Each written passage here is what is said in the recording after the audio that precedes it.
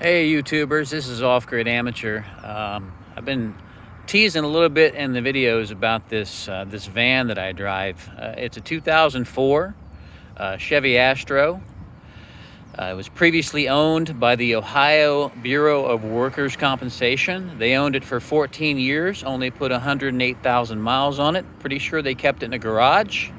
But what they used it for, and you have to excuse that 50-gallon drum. I got another video about that. I get fuel in that. That way I can have 50 gallons of fuel stored on site. But back to the van. This van was ordered custom from General Motors. They had it painted this color, and they applied limo tint to all of the rear windows. Inside, it has blackout curtains and stealth lighting and workstations and onboard batteries and a 2,000-watt inverter. But on the outside, it needed to be inconspicuous, something you would just sort of glance over, wouldn't even notice. And it does exactly that. It kind of blends into the environment and parking lots, that gray color, nothing particularly outstanding about it. And I guess that was kind of the point. I can tell you that at nighttime, in the rain, in a parking lot, this thing all but disappears. There is almost no reflective surfaces. You can see there's no chrome on it. It's meant to blend in. I got another video that details how I keep it warm in the wintertime.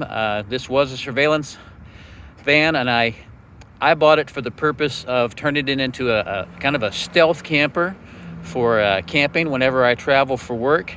Let's show you this little plug over here. The onboard electrical system charges off the vehicle when it's running, but if it needs a charge that's auxiliary, you can plug a 120-volt outlet into that, and that will charge the batteries on the inside. So there are more videos to come about this. This is part 1, most likely. I will do a part 2 and 3. Part 2 will give you a tour of the inside, just a basic overview of how they designed it and what it looks like on the inside. And then part 3 will cover the electrical components and how they make it work as a surveillance vehicle. So they probably updated their systems since 2004, but surveillance is surveillance, you know, and I thought it was kind of a unique vehicle, and I couldn't pass it up given the low miles. This is my 4th Chevy Astro. And the 4.3 Vortec from GM is just a workhorse of an engine. They just took their 350 small block and lobbed a couple of cylinders off of it. So it is super, super long-lived. And that's one of the reasons I like these vans so much. So if you have any questions or comments about the van, you know where to put them. You know where that subscribe button is and the like button is.